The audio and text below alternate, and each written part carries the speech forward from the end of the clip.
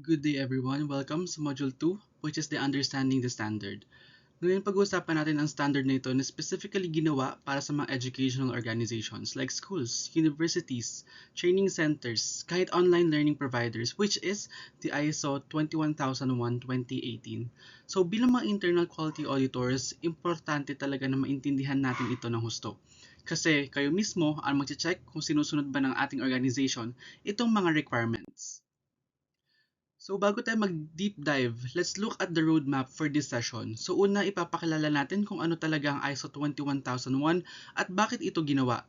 And then, pag-uusapan natin yung mga key concepts like PDCA cycle at yung mga importanteng terms na gagamitin natin paulit-ulit.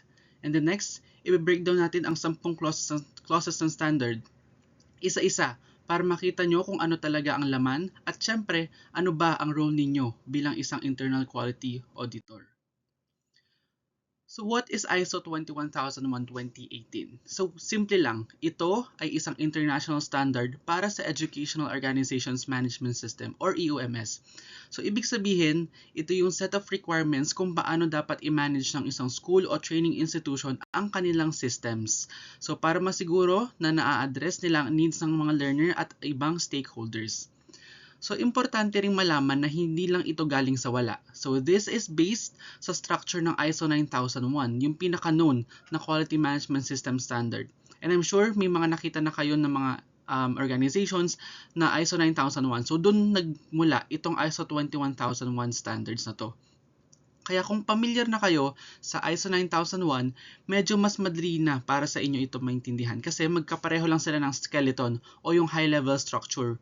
Para magkapatid lang sila pero itong sa ISO 21001 is specifically designed para sa education sector.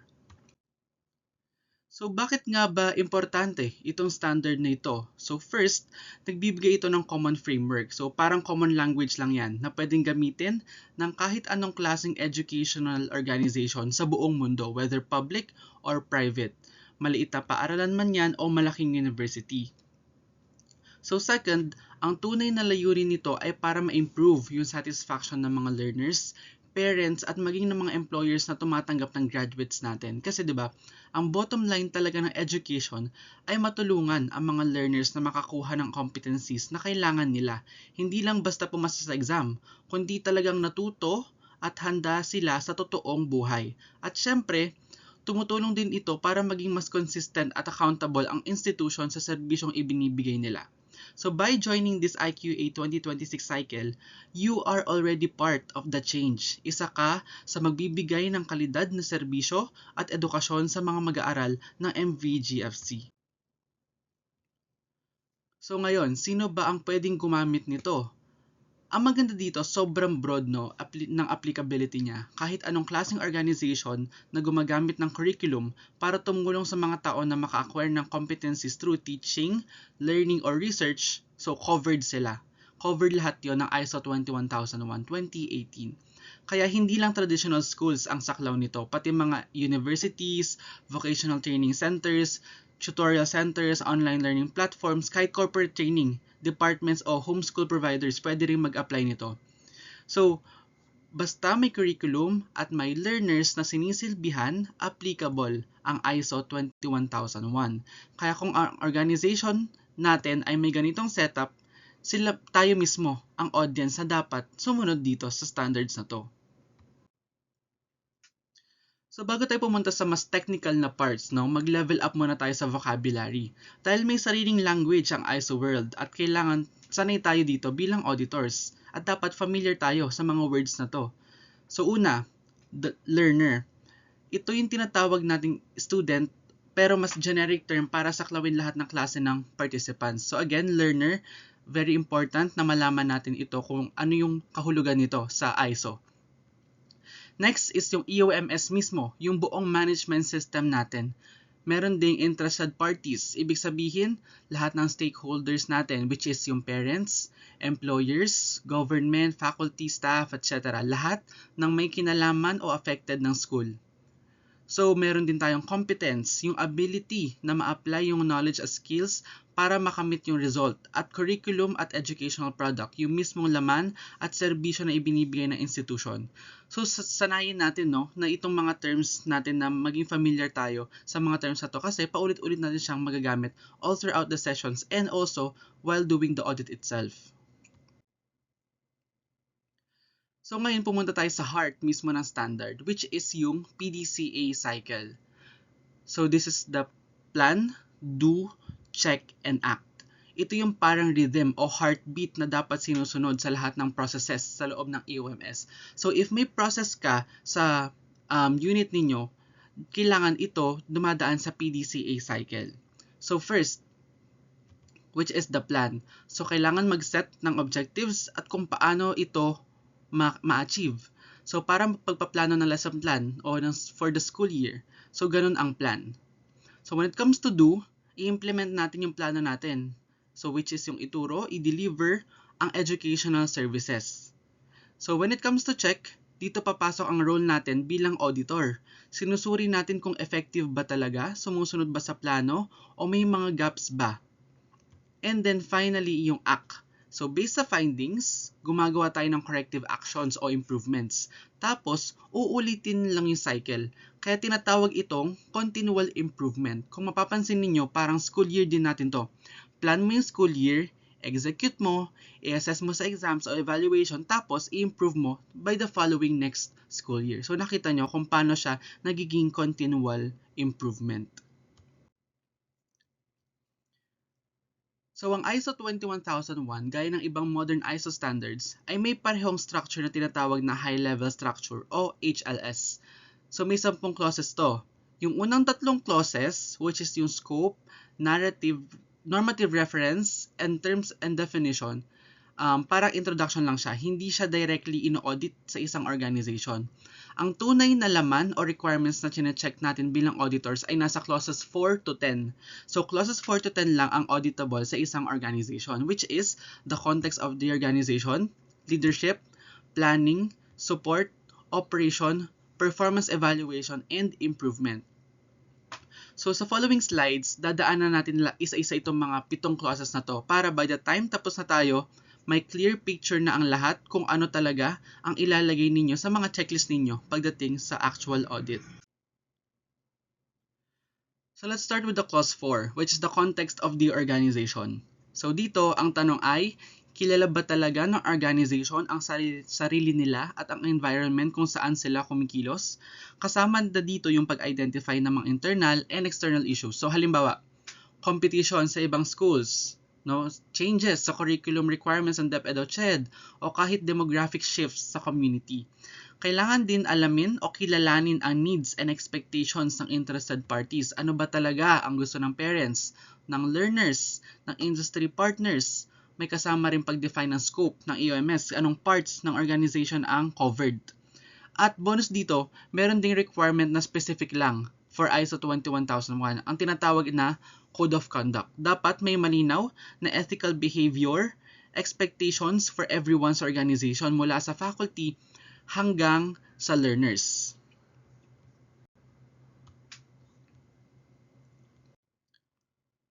So next is the clause 5, which is leadership. So dito, ang focus ay kung paano nagpapakita ng commitment ang top management. So sino ba ang top management? School heads, principals, yung mga administrators, sa quality ng educational services. So dapat napapakita yon ng top management yung kanilang commitment sa quality ng educational services ng isang organization. Kailangan nilang mag-establish ng malinaw na quality policy at siguraduhin na iintindihan ito ng buong organization. So may mga roles, responsibilities, and authorities din na dapat malinaw. So sino ba ang responsible dito? Sino ba ang accountable? So 'di ba, isa pang unique feature ng ISO 21001, meron din ditong hinihingi na social responsibility. Ibig sabihin, hindi lang about academics ang leadership, kundi pati na rin yung paper ng school sa kanilang community and society. So bilang auditor, dito nyo titingnan kung talagang nagsasalita ba ang leadership through policies o puro salita lang.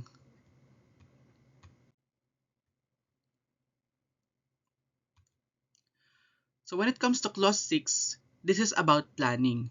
So dito, dapat ma-identify ng organization ang mga risks and opportunities na pwedeng makaapekto sa kanilang EOMS. So, kung matatandaan ninyo, nag-require ang quality assurance ng mga risks and opportunities sa bawat units. So, dito pumapasok yun, no, sa clause 6. So, halimbawa, risk na bumaba ang enrollment, opportunity na mag-expand sa online learning, or may mga bagong universities or schools na magtatayo around the area. So, part yun ng risk. So, kailangan din nila mag-set ng malinaw and measurable na quality objectives. Hindi puro lang, we aim to be the best school, kundi may specific targets dapat, tulad ng pagtaas ng passing rate o learner satisfaction score. At kung may major changes na darating man, like bagong curriculum, what I've been saying before, yung bagong campus, bagong system, dapat planado ito ng maayos. Hindi dapat basta-basta lang, no, na-implement ang mga bagay-bagay sa isang organization. So bilang auditor, titingnan ninyo kung may ebidensya ba talaga ng planning. Hindi lang dapat reactive palagi ang isang organization. So again, bilang auditor, titingnan ninyo dapat kung may sapat na evidence ba talaga, kung may planning ba talaga na naganap bago ma-implement ang isang project or isang system sa isang organization. So clause 7, support. Ito ay tungkol sa mga resources na kailangan para gumana ang isang buong system. So kasama dito yung mga tao, no? Sapat ba ang bilang ng guro o staff? Sapat ba yung mga tao sa isang unit, for example? At may kakayahan ba sila? Kasama rin dito yung infrastructure. So when it comes to infrastructure, yung mga classroom natin, mga laboratories, mga learning materials, kahit yung IT systems, kasama yung mga yan. So may tinatawag din tayong competence. Dapat may proseso para ma-verify na ang mga faculty at staff ay qualified at may training na sapat para makadeliver sila ng quality education. So meron ding awareness at communication. Alam ba ng lahat kung ano ang policy, ang objectives at ang kanilang role sa isang organization? At syempre, yung documented information. Pagdating sa documented information, mga records, files, evidence na dapat naka-maintain ng maayos. Ito yung mga bagay na as auditors, madalas ito yung mga hihingin natin, no, bilang proof para masabi talaga na merong nangyaring ganun sa unit nila or sa organization. So meron tayong separate na learning material for documented information, kaya hindi na ako mag-deep dive into documented information. So when it comes to clause 8, which is the operation, ito na yung core business mismo ng educational organization. Dito na nasasakop ang buong life cycle ng educational product or service. So paano ba dinidisenyo ang curriculum? Paano ba ito dinideliver sa classroom o online? Paano ina-assess ang learners? Hanggang sa pag-issue ng certificates o diploma. So yung buong life cycle, no, ng isang estudyante, kasama yon. And also, isang buong life cycle ng empleyado. So kasama rin dito ang operational planning and control. Paano sinisigurado na consistent ang delivery kahit magkaibang teacher o campus, let's say. At may bahagi rin ito na para sa mga externally provided processes. So halimbawa, kung may outsourced services tulad ng school bus, ng canteen, online platform provider, security, let's say. So dapat, as an organization, control din natin yung mga bagay na yon. So kailangan hingyan natin sila ng proof or ng evidence. So paano ba natin nakokontrol yung mga ganong bagay? So ito yung pinaka-meat, kumbaga, na clause kasi dito talaga nangyayari yung actual education delivery. So ngayon, this is the clause 9, which is the performance evaluation. At ito na yung talagang connected, no, sa role nyo bilang isang internal quality auditor if pumasa kayo sa ating training. So kasama dito ang monitoring, measurement, analysis, and evaluation ng performance ng buong EOMS. So kailangan may data, hindi puro feeling lang, no? Kapag nag-put up tayo ng isang project, kailangan may sapat tayong data. Hindi lang naisipan, no? For example, naisipan lang mag-put up ng ganitong bagong curriculum, hindi pwedeng ganun. So, kailangan meron tayong may sapat na data. So, titignan nyo yun when it comes sa planning nila, no? Kung meron ba talagang nangyaring planning part before ma-implement yung isang system. So, may kasama rin pag-measure ng satisfaction, hindi lang ng learners, kundi pati ng ibang interested parties tulad ng parents or employers. At syempre, ang internal audit mismo. Ito yung ginagawa natin ngayon, no? Ang systematic checking kung sinusunod ba ng organization ang sarili nilang policies at ang requirements ng standard. So, again, ang internal audit na ginagawa natin, ang internal quality audit na ginagawa natin is systematic checking.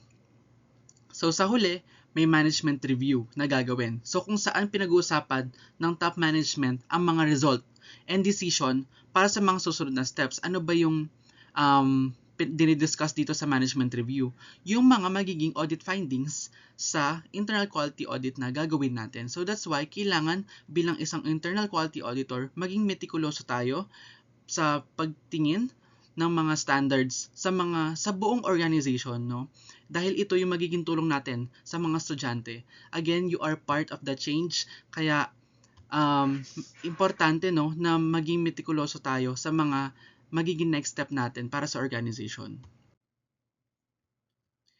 And lastly, clause 10, ito na yung improvement. So dito, kapag may nahanap tayong non-conformity, let's say, meaning may hindi sinusunod na requirement, dapat may proper corrective action tayo na gagawin. So, which is, hanapin ang root cause, no? Hindi lang puro band-aid solution. Kailangan nating hanapin yung root cause. So, ang quality assurance meron din nilabas na root cause analysis kung paano gagawin ng mga units itong mga root cause na to.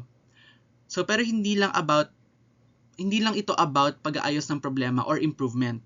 Meron din tinatawag na continual improvement kung saan tuloy-tuloy na hinahanap ng organization yung way para maging mas maganda pa ang kanilang system. So kahit walang malaking problema, at as long as continuous improvement, no, ang mangyayari sa isang organization.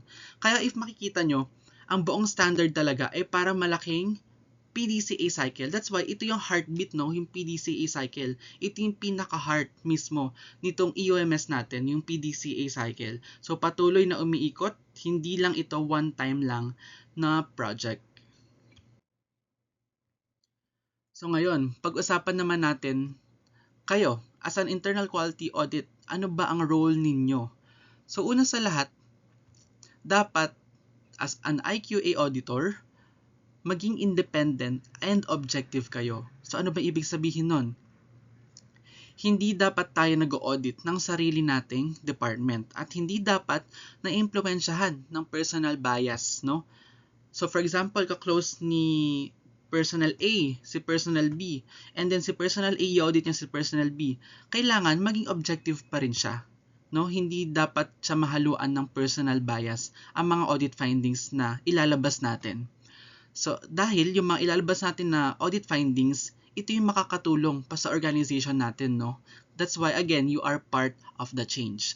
Ang trabaho natin bilang IQA is i-verify kung talagang sinusunod ba ng organization ang mga requirements sa clauses 4 hanggang 10. At kung effective ba to sa totoong operations, no? Hindi lang sa paper. Importante rin tandaan, no, na hindi ito fault finding. Hindi ito fault finding activity. Hindi kayo police na naghahanap ng dapat parusahan, no? Ang tunay na goal ay tumulong sa organization na mag-improve.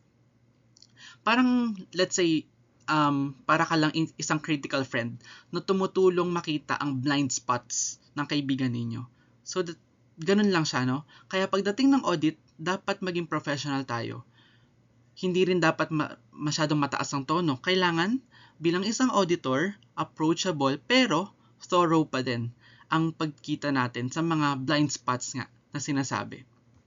So minsan, no, kasi sa sobrang sanay na ng organization, sa sistema nila, hindi na nakikita, no, na meron palang improvement na dapat mangyari. So yun yung magiging role natin. If pumasa kayo sa exam ng IQA auditor, yun yung magiging role ninyo, no? Hanapin yung mga blind spots, makita yung mga blind spots na yun na alam natin na makakatulong sa isang organization. So, let's say, nag-audit na kayo. So, tatlong klase ng findings ang pwede ninyong makita. So, let's discuss first yung conformity. So, kapag conformity, meaning, sinusunod nila ang requirement, walang issue, okay yung sistema nila. That's conformity. So next is the non-conformity. Ito yung mga bagay na kung saan malaking epekto o buong system ang apektado. So previously, naranasan na ng lahat ng mga units ang may non-conformity and conformity. So basically, alam na ninyo kung ano ang ibig sabihin ng conformity and non-conformity. So when it comes to observation naman or OFI, yung opportunity for improvement, hindi ito technically violation pero may nakita tayong improvement no na pwede pang mapaganda yung proseso nila. So pwede nating ilagay yon as OFI. So importante na malinaw ang pagkakaiba nito dahil dito naka-base kung gaano ka-urgent ang kailangang gawin ng isang organization na dapat lilitaw sa mga audit findings natin. So before we wrap up this module, balikan natin no kung paano ba talaga nakukuha ng isang organization or kung ano ba talaga nakukuha ng isang organization kapag sumunod sila sa ISO 21001 standards. And bakit important ba ang trabaho natin bilang isang auditor? So first, may dagdag na credibility and trust mula sa parents, learners, and ibang stakeholders. So ito ay isang proof na seryoso tayo sa quality education na kiniklaim natin bilang isang organization. So pangalawa, mas maganda ang learner satisfaction dahil mas nakafocus na ang system sa kanilang needs. And then next is natuturuan na maging isang institution na patuloy na mag-improve. Hindi lang tayo basta-basta. And lastly, may global recognition to. So kilala and trusted kahit saang bansa ang ISO 21001. So sa madaling salita, kayo bilang isang internal auditors ang magsisiguro na hindi lang certificate ang ISO 21001, kundi ang ISO 21001, ang EOMS policy natin, magiging totoo siya at magiging bahagi na siya ng culture ng MVGFC. So for now, yun muna ang comprehensive overview natin sa ISO 21001 2018. So kung ano ito, bakit ba importante ito, hanggang sa role ninyo bilang isang internal quality auditor. So sana ngayon mas malinaw na kung ano ba ang hahanapin nyo pagdating ng audit, which is the clauses 4 to clauses 10, at kung paano ito magiging connected sa malaking picture ng quality management sa education setup natin. So thank you everyone. This is Engineer Kevin Dayag, Quality Assurance Officer from the Quality Assurance Office.